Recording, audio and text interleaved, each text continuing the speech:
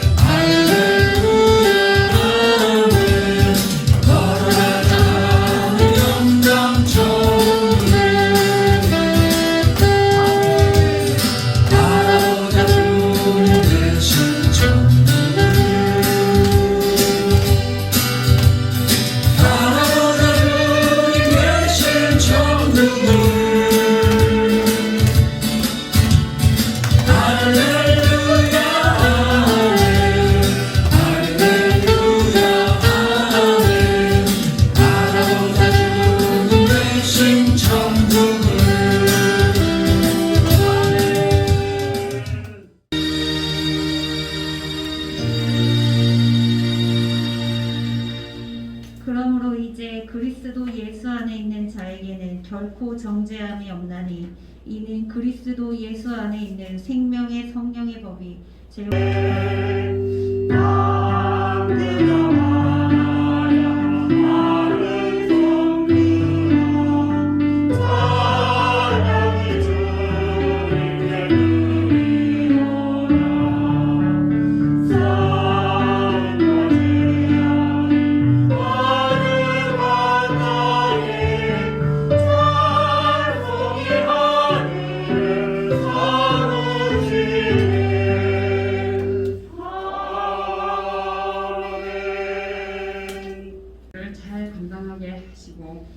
예배와 전도와 선교를 통하여 이 땅에 하나님의 나라를 구현하는 하나님께서 기뻐하시는 교회가 되게 하옵소서. 언제나 성도들의 삶을 눈동자와 같이 지켜주시고 동행하여 주옵소서. 힘들고 어려운 시기 속에서도 믿음으로 주님을 바라보면서 승리하는 우리 모두가 되게 하옵소서. 이 시간 하나님의 말씀을 들고 단위에 서시는 양진태 목사님께 하나님의 넘치는 은혜와 성령의 기름을 부어주셔서 전하시는 말씀을 통해 살아계신 하나님의 음성을 들음으로 온 성도들이 주님께 영광을 돌려드리는 복된 은혜의 시간이 되게 하옵소서. 예배를 돕는 모든 손길 위에도 동일한 은혜와 함께하여 주시옵소서. 주님께 감사와 영광을 돌리며 귀하신 예수 그리스도 이름으로 기도드립니다. 아멘. 감사합니다.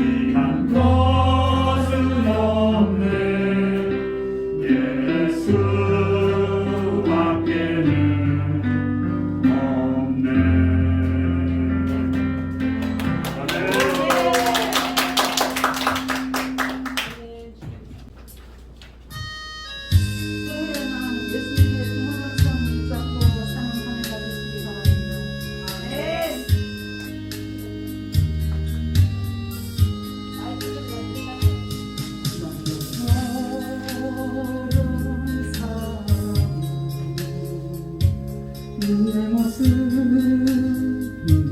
부끄러워 나의 모습 감추려고 어두운 길 걸었네 교만으로 물든 이는 내 뜻대로 살다가 지쳐서 넘어지고 견디다 못해 쓰러질 때 예수님 피 묻은 손 나를 잡아 주셨네 한자처럼 살아온 내 모습 부끄러워 나의 모습 감추려고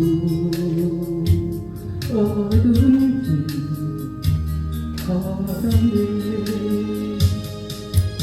욕심으로 물들이 세상 유혹 쫓다가 세상 사람을 시청해 견디다 못해 쓰러질 때 예수님 피 묻은 손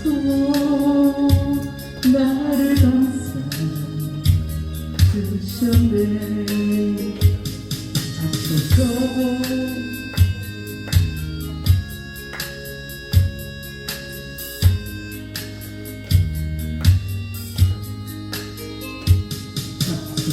그처럼 살아온 내 모습이 부끄러워 나의 모습 감추려고 어두운 길 걸어내 제약으로 얼룩진 몸 방황하며 살다가 병들어 상황무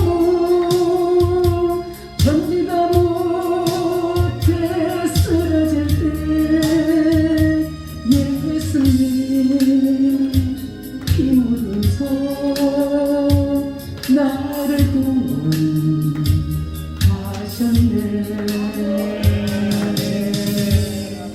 아멘. 감사드립니다.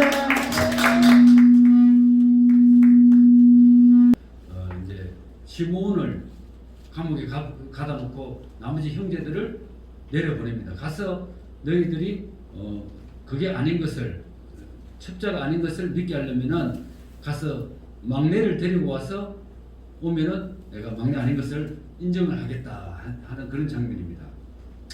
베냐민을 데리고 나중에 이제 10아들들이 요셉을 만나러 오죠. 그런데 요셉을 만나기 전에 자기 집으로 요셉이 식사 초대를 합니다. 그 10명의 형제들. 그래서 이제 집으로 가서 초대를 하는데 무슨 일이 일어났을까요? 오늘 이제 그 성경 이야기를 제가 한번 해보도록 하겠습니다. 요셉이 이제 집에 초대되어 가지고 그들이 만난 것은 제일 먼저 그 시몬을 가다 놓고 있던 그 시몬을 데려와 가지고 같이 함께 만나죠. 그리고 11명이 모여가지고 요셉을 만나러 갑니다. 가게 되는데 연회장을 딱 들어간다고 갔는데 두 가지로 놀라는 거예요. 두 가지로. 첫째는 뭐냐면은 가니까 지금까지 보지도 못했던 엄청난 많은 음식이 쫙 깔려 있다는 거예요. 화려한 음식이 진수성찬에 맛있고 귀한 음식들이 있는 걸 보고 놀라고, 또 한 번은 가니까는 자리를 딱 배치를 해놨는데 이 자리가 이 형제들이 내 나이가 어떻고 우리 형제가 순서가 어떻고 하는 얘기를 전혀 하지도 않았는데 가니까 나이 순대로 배치를 다 해놓은 거예요. 그게 한번 또 놀라는 거예요. 그래서 우리 총리가 이렇게 지시를 했다고 하면서 자기 형제들을 나이 순으로 빈틈없이 준비해 놓은 거예요. 어떻게 우리 형제들을 이렇게 순번을 정확하게 할까 고개를 갸우뚱하면서 기다리고 있는데 드디어 연회장에 요셉이 딱 나타난 거예요. 그러니까 자기들은 죄인들처럼 느끼면서 자동적으로 벌떡 일어나서 요셉에게 딱 절을 하면서 자기들이 가져온 돈과 특산품을 내놓으며 공손하게 절을 하는 겁니다. 그 절하는 모습은 이 총리에게 정말 잘 보여야 된다는 너무나 절박한 그런 모습이 묻어 있는 거죠. 온몸을 바짝 굽혀서 바짝 엎드려서 인사를 드립니다. 근데 이 모습을 딱 보니까 요셉이 보니까 22년 전에 하나님께서 요셉에게 첫 번째로 꿈을 주게 하셨던 그게 그대로 실현되고 있는 거예요. 그 모습을 바라보고 있는 요셉은 가슴이 정말 뭉클했지만은 그 감정을 딱 절제하고 그들에게 이렇게 인사를 건넵니다. 고향에 계신 당신들이 말하는 그 어르신 아버님은 안녕하신가? 라고 이렇게 인사를 하죠. 그랬더니 형제들이 네, 저희 아버님은 잘 계십니다.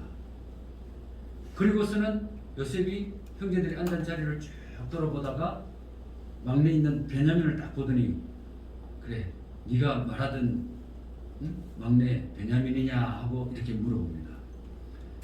그랬더니 그러고는 또 좀 놀라는 말을 하죠. 베냐민에게 요셉이 어린 너에게 하나님께서 특별한 복을 주시기를 기도한다 라고 이렇게 축복을 선언합니다. 베냐민은 누굽니까? 그 요셉과 한 엄마의 뱃속에서 태어난 유일한 혈육이지 않습니까? 당장 정말 끌어안고 그 동생을 그 부르고 싶은 욕망이 확 끌어오르지만은 그걸 또 애써 참는 거예요. 베냐민이라는 이 이름을 부르는 순간 목이 메어서 견딜 수가 없는데 아무리 참아도 감정이 복받쳐 오르는 걸 견딜 수가 없어요. 요셉은 잠시 그래서 방으로 들어가가지고 한참을 울고 감정을 주셔서 나옵니다. 그리고 곧 이제 식사가 되는 겁니다. 그런데 식사가 시작됐는데 물론 이 진수성찬이 준비도 되었지만은 그 진수성찬 가운데서도 막내 베냐민에게만 많은 음식이 나오고 더 좋은 음식이 나왔다는 거예요. 그 성경에 보니까 무려 5배나 더 많은 음식을 차려놨다고 이렇게 기록되어 있어요. 아까부터 보니까 다른 형제들 보는 앞에서 베냐민에게 특별한 축복을 선언하지 않나, 같은 식탁에서 식사를 하는데도 더 많은 음식과 더 좋은 음식을 제공을 하지 않나, 그런 모습을 보면서 과연 이 베냐민에게 했던 그런 모습을 보고 이 형들이 무슨 생각을 할까, 어떤 생각을 하고 있을까, 이제 그렇게 질문하는 거죠. 그렇게 식사가 다 마쳐진 후에 요셉이 이제 마련한 숙소에다가 하룻밤을 지냅니다. 근데 요셉이 그 지시한 대로 그들이 준비해온 그 자루 있잖아요. 자루에다가 곡식을 가득 채워주죠. 11명의 자루에다가 모두 다 채워주는 거죠. 자, 하룻밤 자고 이제 아침이 되었습니다. 그들은 정말 요셉에게 감사하다고 인사를 드린 뒤에 아버지가 계신 집으로 출발을 합니다. 그들의 목적을 다 달성을 한 거 아닙니까? 아버지가 그렇게 이제 걱정하던 베냐민을 내주지를 않으려고 했어요. 왜냐하면 제일 아끼는 막내 베냐민이기 때문에. 그렇지만은 그 베냐민도 무사하게 갈 수 있고, 자기를 대신해서 이제 그 볼모로 잡혀있던 시므온도 감옥에서 이제 풀려나가지고 온 형제가 다 이제 곡식을 가득 싣고 집으로 돌아가니까 너무나 이제 기쁘고 즐거운 마음으로 길을 떠나죠. 그런데 호사다마라고 생각지도 못한 큰 시련이 그들에게 닥쳐옵니다. 숙소를 떠난 지 얼마 되지 않아가지고 가는데 저 뒤에서 20대 군사들이 말을 타고 막 쫓아옵니다. 그리고는 자기들을 거기서 기다리라고 막 가로막고는 이제 딱 가서 쓰는 거죠. 아니, 우리 총리께서 너희들에게 그렇게 큰 은혜를 베푸셨는데 너희들은 어떻게 이 은혜를 이렇게 변망당하게 배신으로 갚을 수 있느냐? 그러면서 총리가 그렇게 귀하게 여기는 은잔을 누가 훔쳤느냐? 그러면서 이제 자기들을 갑자기 도덕으로 물기 시작합니다. 그리고는 그 있는 짐을 다짜고짜 막 풀어보기 시작합니다. 여기저기서 짐을 막 풀어보는데 저쪽 한쪽에서 여기 은잔을 찾았다, 여기 은잔을 찾았다 하는 소리가 들립니다. 딱 그 소리 나는 쪽으로 쳐다보니까 그 은잔 앞에는 막내 베냐민이 서 있는 거예요. 그랬더니 베냐민은 너무 겁이 질린 표정으로 울면서 형들 쳐다보면서 아니에요, 전 아니에요, 전 훔치지 않았어요, 전 절대 훔치지 않았어요 하고 그렇게 하는 겁니다. 그렇지만 이미 베냐민은 군인들에게 체포돼가지고 이때 형제들은 앞으로도 뒤로도 갈 수 없는 최악의 상황을 만나게 되는 겁니다. 자, 그러면 갑자기 이 생겨난 이 일들은 어떻게 된 상황이냐? 도대체 무슨 일이 있었길래 이런 일이 생긴 걸까? 자, 과정은 이런 겁니다. 어젯밤에 잔치가 다 끝났을 때 요셉이 따로 은밀하게 자기 비서를 불러서 이렇게 지시를 합니다. 다들 잠이 들면 모든 자리에다가 곡식을 가득 넣고 그 사람들이 가져온 돈도 자리에다 다 넣고 그렇게 해라. 그리고는 특별히 막내 베냐민의 자리에는 은잔을 하나 집어넣어라.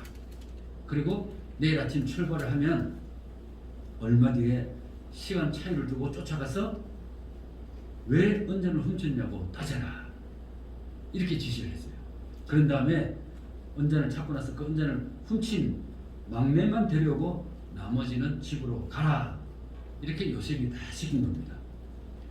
자, 요셉은 왜 이런 어처구니 없는 일을 시킨 걸까요? 여기는 요셉이 생각하는 이유가 하나 있었습니다. 이 형들이 정말로 22년이라는 세월이 지났는데 과연 형들이 변했을까?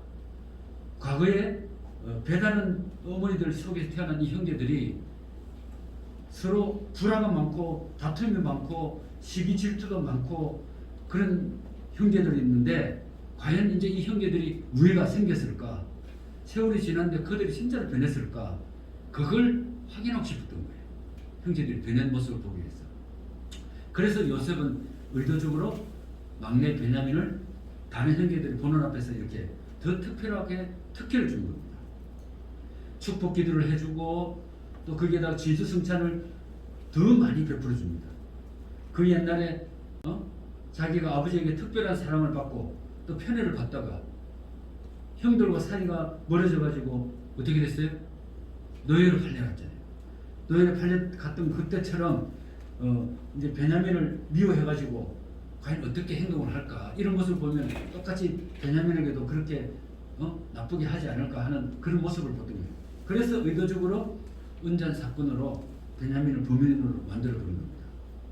그리고 과연 이 형들은 이 상황에서 베냐민을 어떻게 대할지를 어떤 선택할지를 지금 지켜보고 있는 겁니다. 자, 형들이 선택할 수 있는 길은 딱 두 가지 있습니다. 하나는 뭐냐? 자기네들도 살아야 되니까 또 고향에 가면은 자기 처도 있고 자식도 있고 아버지도 계시고 하니까 과연 이 막내 베냐민을 그냥 버리고 혼자만 데려간다 했으니까 버리고 나만 갈까 하는 방법 하나 있고 또 하나는 같은 형제고 또 아버지가 걱정하는 일이 생겼는데 우리만 갈 수 없다. 그래서 베냐민과 함께 베냐민을 끝까지 지키는 선택을 하느냐. 근데 과연 요셉이 바라는 쪽은 어느 쪽에 있을까요? 아마도 변화된 형들의 모습 아니겠습니까? 22년 전에 그 울며 매달리던 자기를 형들이 매정하게 그 버렸던 그때의 기억들을 떠올리면서 지금은 형들이 과연 이런 상황에서 어떻게 할까? 그렇게 기다리고 있는데 잠시 후에 은잔을 훔친 도둑을 데려왔다는 그 소식을 듣고 요셉이 나갑니다. 자, 자기 눈앞에 펼쳐진 광경을 보면서 자기 마음이 뭉클해지는 거예요. 왜 그럴까요? 본문 44장 14절에 보면은 유다와 그의 형제들이 요셉의 집에 이르니 유다와 그의 형제들이 요셉의 집에 이르니 포생줄에 묶인 베냐민 뒤로 형들이 다 와 있는 겁니다. 처음에는 이 형들도 베냐민이 정말 미웠죠. 모든 게 다 잘 돼가지고 집으로 돌아가고 있는데 이 베냐민이 이걸 훔쳐가지고 훔친 건지 아니면 누명을 쓴 건지 잘 모르지만 아무튼 이 베냐민 때문에 모든 것이 다 숲으로 돌아갔어요. 베냐민이 원망스럽기도 하고 하늘이 원망스러웠습니다. 그러나 결론은 지금 이 상황에서 동생을 버릴 수가 없기에 이 동생을 지키고 동생을 보호하기 위해서 동생과 함께 집으로 돌아옵니다. 이때 이 요셉이 이런 형들의 모습을 보면서 마음이 감동이 오는데 하나님께서 이런 감동을 주시는 거예요. 요셉아, 이제 용서해도 되겠구나. 그래서 요셉은 이때부터 형들을 진정으로 용서하는 행동을 움직이기 시작합니다. 지금 이 요셉이 형들이 만난 상황은 정말 꼼짝도 할 수 없는 최악의 상황인 거죠. 도둑으로 몰려가지고 누구도 우리의 말을 믿어주지 않는 그런 최악의 상황입니다. 그런데 이렇게 최악의 상황을 어떻게 풀어갑니까? 그들이 나만 살겠다고 내 갈 길로 가지 않고 이 어린 동생, 이 베냐민을 어린 동생 이 아픔을 우리 함께 짊어지고 함께 고통을 나누려고 했을 때 이때 문제의 실마리가 풀리기 시작하는 것입니다. 살 수 있는 길이 있고 편한 길이 있는데도 그 베냐민만 함께 했던 형들처럼 나만 잘 살고 나만 편한 길이 있음에도 불구하고 내 이웃의 이렇게 아픔을 짊어지고 함께 짊어지고 내 이웃의 고통과 내 주변 사람들의 어려움을 함께 짊어지고 하는 그런 마음으로부터 그 행동으로부터 우리 문제 해결이 시작되는 겁니다. 하나님은 절대로 우리 혼자 잘 되기를 바라지 않습니다. 하나님은 나를 사랑한 만큼 또 내 이웃도 사랑하고 하나님께서는 우리 모두가 잘 되기를 원하시는 겁니다. 이 최악의 상황, 앞이 보이지 않는 이 절망의 상황에서도 그 해결의 시작은 아픔을 함께 짊어지고 고통을 함께 나눈다는 사실, 이것을 꼭 기억하시기 바랍니다. 과연 이 언제를 훔치어간 이 베냐민에게, 근데 이제 베냐민만 나무라지 않고 오히려 그 따라온 형들에게 막 화를 냅니다. 언제는 훔친 도둑만 오면 되는데 너희들은 왜 왔느냐? 너희들은 집으로 가라! 라고 그렇게 합니다. 그랬더니 이때 그 총리라면 얼마나 그 무서운 존재입니까? 최고의 건데. 근데 이 형들이 그 무서운 상황에서도 바로 한 형제가 나타나서 총리께 절을 하면서 발언을 하는 사람이 있죠. 그게 바로 유다입니다. 유다. 넷째 형, 그 요셉의 넷째 형 유다가 앞에 나갑니다. 앞에 나와서 물론 겁에 질린 목소리로 총리님, 베냐민이 종이 될 바에는 저희 모두를 종으로 삼아 주십시오. 그렇게 얘기를 하는 겁니다. 근데 정말 이 요셉이 기대했던 대로 특별히 지금 유다는 이 베냐민을 위해서 자기의 희생을 하는 거죠. 자기를 희생을 하면서 동생 막내 베냐민을 구하기 위해서 그렇게 간곡히 이제 말씀을 드리는 거죠. 과연 이 모습을 보면은 우리가 그 진정한 위기 때는 이 지도자는 위기 때 지도자는 과연 뭘 하느냐, 이 장면을 보면은 바로 나오는 겁니다. 훌륭한 지도자는 위기 때 과연 무엇을 하는가? 우리 그 문통 같이 이렇게 위기 때 뒤로 숨는 이런 상황이 되면 안 되겠죠. 앞으로 나와서 희생하는 사람이 바로 봅니다. 우리 하나님 보시기에서도 제일 무게감 있게 보는 것이 희생하는 사람이다, 이렇게 말씀하십니다. 우리 희생하는 사람한테는 반드시 응답이 있고, 희생하는 사람한테는 보답이 있고, 희생하는 사람은 역사가 있는 것입니다. 자식을 위해서, 자기 자식을 위해서 정말 희생하며 눈물로 기도하는 그런 사람은 반드시 하나님께서 응답이 온다는 것입니다. 아멘. 그런데 이때 안 된다고 했을 때 한 번 더 유다가 한 걸음 더 앞으로 나와서 정말 목숨을 내놓고 베냐민을 변호하는 긴 발언을 시작하는데, 이 성경에 쫙 기록이 되어 있어요. 44장 18절에서 34절까지가 이 변론하는 기록이 나오는데, 이 성경에 나오는 여러 이야기 중에 우리의 심금을 울리는 가장 걸작 중에 걸작으로 손꼽히는 대목 하나를 뽑으라고 하면, 이 유다가 자기 동생을 변론한 이 장면이 얼마나 우리의 가슴을 울컥하게 하는지 모릅니다. 유다가 울먹이면서 정말 총리 앞에 이렇게 얘기를 합니다. 저희 아버지가 가장 사랑하는 아들이 바로 이 막내입니다. 왜냐하면 저희 아버지는 가장 사랑하는 여인에게 두 아들을 얻었는데, 그 중에 형은 죽고, 형이 누굽니까? 요셉. 형은 죽고 막내 형은 죽고 남은 아이가 바로 이 아이 하나입니다. 이 사랑하는 그 형을 잃은 뒤에 아버지는, 형이 죽은 줄 알고 있죠. 잃은 뒤에 저희 아버지는 이 막내를 놓지 못하고 있습니다. 그간의 이야기를 쭉 하면서 아버지 이야기를 합니다. 고향 계신 아버지에게 그렇게 설득을 해서 데려왔는데, 아버지가 베냐민을 데려가려 할 때 정말 이 아이마저 잃을까봐 못 데리려고 하는데, 유다가 아버지에게 또 설득을 해서 데려오죠. 자기가 대신 목숨을 내놓겠다. 만약에 막내 베냐민을 못 데려오면은, 그렇게 설득을 해서 데려왔는데, 만약에 이 아이가 없는 것을 알면 불쌍한 우리 아버지는 단 하루도 버티지 못할 겁니다. 이 아이가 없다면 우리 아버지도 돌아가실 겁니다. 그러면서 유다가 눈물로 호소를 합니다. 총리님, 우리 아버지 살려주십시오. 대신에 제가 이 아이 대신 총리님의 노예가 되고 종이 될 테니 부디 이 아이만은 풀어주십시오 하고 통곡을 하면서 바닥에 엎드려서 울부짖습니다.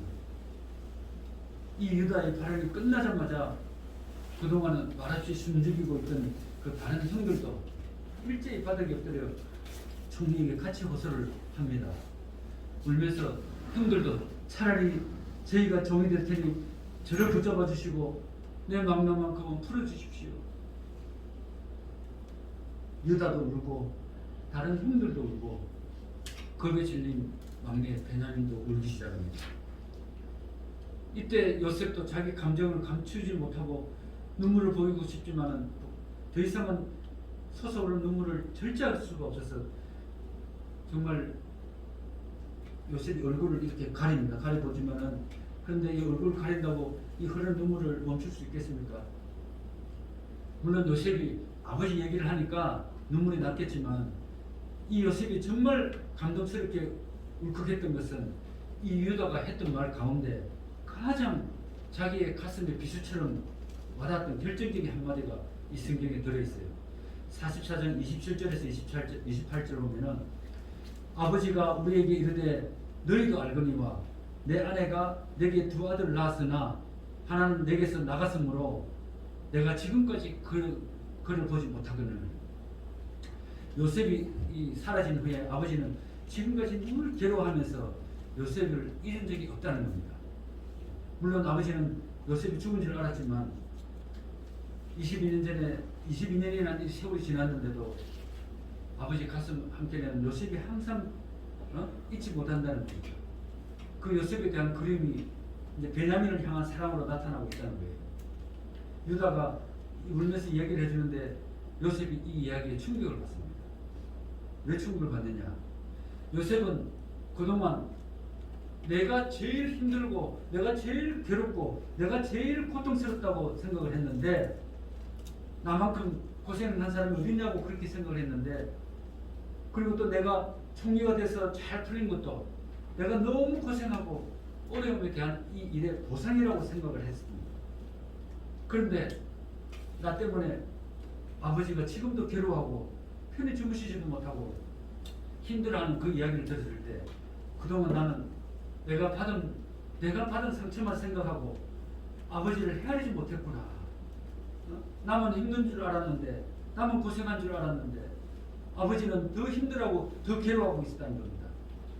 이 생각에 요셉이 한없이 흐르는 눈물을 절제하지 못하고 통곡하는 것으로 오늘의 성경의 이야기가 끝이 납니다.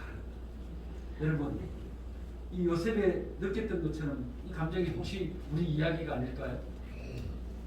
우리도 살아가면서 정말 어려운 일을 만나면 내가 가장 힘들다고 생각하는, 내가 지금 나만큼 힘든 사람이 없다고 생각하지 않습니까? 지금 코로나19가 확산되면서 많은 사람들이 내가 제일 힘들다고 생각합니다. 그거는 그 통계에 보니까 유럽에서 코로나19가 시작되면서 이 가정폭력이 20%나 더 늘어났다고 합니다. 우리나라에서도 가정폭력 때문에 이 가정 상담소에 전화 오는 이게 엄청 늘어났다고 하네요. 가정폭력이 이 코로나19 늘어난 이유는 이게 전문가들이 분석해 보면은 내 감정이나 내 어머니를 이 약해 보이는 여성이나 아이들한테 풀어보는 게 이 보통 이 약한 남성들입니다. 왜냐하면 이게 내가 제일 힘들고 고생하고 어렵게 생각하는 이 생각을 하니까 그 감정을 그런 식으로 푸는 겁니다. 우리 주변에는 아직까지도 우울증이나 정신분열증 이런 사람들이 왜 있느냐? 지금 실제 보면은 코로나19 때문에 죽는 확률보다는 굶어 죽는 거야. 내가 고생해서 우울증 걸려서 죽는 이 경우가 도저히 안 나와서 그렇지 더 많아요, 더 많아. 여러분, 이 최악의 상황을 만났을 때 우리가 기억해야 될 두 번째가 바로 이겁니다. 내가 제일 힘들다고 생각하는 만큼 나만큼 힘든 사람이 없다고 생각을 절대 버려야 된다는 것입니다. 내가 힘든 만큼 가족도 힘들고 나만 힘든 게 아니라 상대도 이웃도 다 힘든 겁니다. 내가 이렇게 힘든데 넌 얼마나 더 힘들겠느냐. 예수 믿는 우리도 힘든데 예수 안 믿는 우리 이웃들은 얼마나 더 힘들겠느냐. 그래서 그들을 위로하고 그들의 아픔을 함께 짊어지고 우리가 몸부림칠 때 그 하나님의 사랑에 실천하는 그 힘을 통해서 최악의 상황에서도 우리 영혼은 빛나게 만들어주시는 겁니다. 아멘. 여러분, 우리가 만난 환경과 상황이 절대적으로 중요한 게 아니에요. 상황이 어떻든 간에 또 그 상황에 대처하는 우리의 모습이 더 중요한 겁니다. 사랑으로, 희생으로, 배려함으로 최악의 상황을 넘어섰던 유다의 형제들처럼 우리에게 이 상황을 벗어날 또 다른 상황을 만들어 주시는 겁니다. 상황 앞에 절대 무릎 꿇지 마시고 상황을 극복하는 그 방법을 바로 첫째로 사랑하고, 둘째로 희생하고, 셋째로 조금씩 배려하는 그런 모습이 바로 우리가 상황을 극복하는 겁니다. 이게 바로 사람의 힘이 아니고 하나님 주시는 힘으로 능히 이 모든 문제를 잘 이기게 되리라 믿습니다. 하나님의 충만한 은혜가 우리 가운데 함께 하시기를 주님의 이름으로 축원합니다. 기도드리겠습니다. 하나님 아버지, 이 요셉의 형제 유다처럼 정말 이 어려운 상황을 극복할 때 혼자 힘이 아닌 우리 또 이웃의 힘과 아버지 또 사랑과 용서와 배려와 희생으로 모든 것을 감사할 때 모든 것이 다 해결되리라 믿습니다. 우리가 최악의 상황을 만났을 때도 뒤로 물러서지 말고 이렇게 앞으로 전진해 나가면서 사랑과 배려와 용서와 바로 희생으로 우리가 이겨나갈 수 있는 힘을 주시옵소서. 이 모든 말씀 예수님의 이름으로 감사하며 기도드리옵나이다. 희생. 목사님 설교 너무 잘하셨어. 있잖아, 왼쪽 주머니 거는 내 거, 오른쪽 주머니 건 남의 거. 그래갖고 정말 과자라도 넣어 갖고 다니면서 그냥 들리면서 칭찬. 아유, 우리 어머니 오늘 왜 이렇게 이쁘게 하고 나오셨어? 이렇게 하고 감기 조심하시고. 내가 장갑을 1,000원짜리 장갑을 3년 전에 사서 그걸 계속 끼고 있었거든요. 날창날창해. 근데 그니까 장갑을 안 꼈더라고. 그래서 장갑 끼고 다니세요. 끼고 다니세요. 목사님 거 낮춰요. 이래. 낮춰요. 이래. 줄라니까 너무 미안한 거예요. 너무 낡아서. 그런데도 괜찮다고 막 달라고 그래. 그래서 그걸 줬어요. 주고서는 안 되겠길래 이제 이마트에 가서 새 장갑을 하나 사가지고 그니 주려고 왔더니 이게 금방 갔다 온다더니 내 장갑 끼고 가서 안 오는 거예요. 그래도 저기 금요일날 갔는데도 또 못 만났어요. 장갑을 새 장갑을 이제 내가 사서 이제 주려고 이제 계속 갖고 다니는데 못 만났어요. 근데 여러분도 마찬가지예요. 누가 뭐 있으면 어머나 이거 내 거 그러지 말고 여기 절반 딱 잘라서 내가 요거 먹고 요만큼 또 누구 반을 자꾸 흘려보내세요. 흘려보내시고 이 요셉도 그렇잖아요. 그죠? 요셉도 얼마나 그 힘든 시간을 살면서도 그 자기 형제들, 그러니까 여기 이해 못하는 우리 시온이가 있을지도 몰라. 형제가 12이지만 엄마가 달라.